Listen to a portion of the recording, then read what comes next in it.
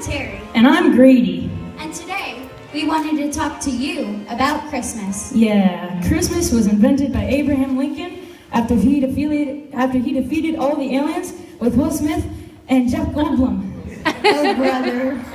What? Was it Lincoln or Ryan Seacrest? I always get them so confused. It was kind of neither. Why don't we take a step back and define Christmas in a larger sense before we discuss the details of it? Sounds great. I'll take point. I'm not sure that's such a great idea. Christmas is a time of year when it's usually cold. Yeah, so theory we should give them a little more. Come on, you can do it. There's bells. There's bells. Okay. Lots of bells. Yeah, lots of bells. There's like an insane amount of bells everywhere. Lots of bells. Lots of bells.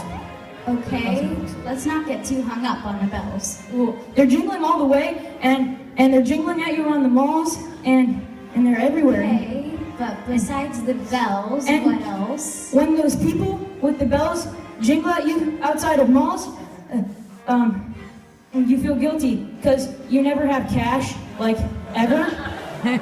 But that's what they want, and they make eye contact with you and jingle their handle like really hard, like almost making an act of aggression, and you make a face like, I don't have cash, but you don't actually say that because you know that they will believe you, and makes you actually consider just putting your debit card in there and hoping they swipe like $10 and then mail it back to you. Okay, I think we're veering wildly off course.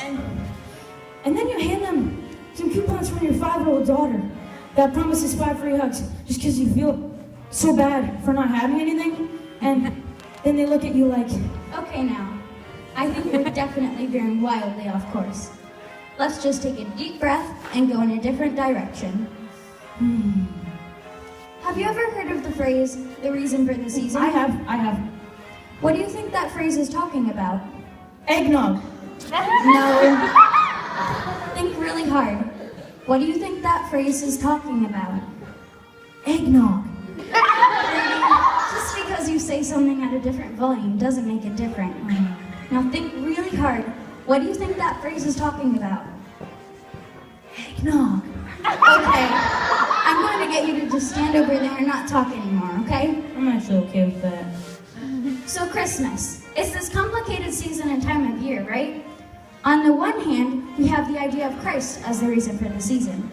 And on the other hand, we have the obligation of our family, friends, and gift giving.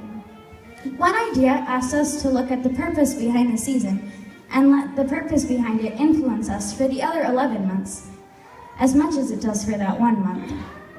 The other idea forces us to focus on obligation. The obligation of our family, the obligation of our friends, the obligation of our faith. Because you know what? Eggnog? No, Grady. That was rhetorical. And that wouldn't have even been a good, you know what? Just forget it. Agree to disagree, I guess. What was I saying? Right. Because you know what?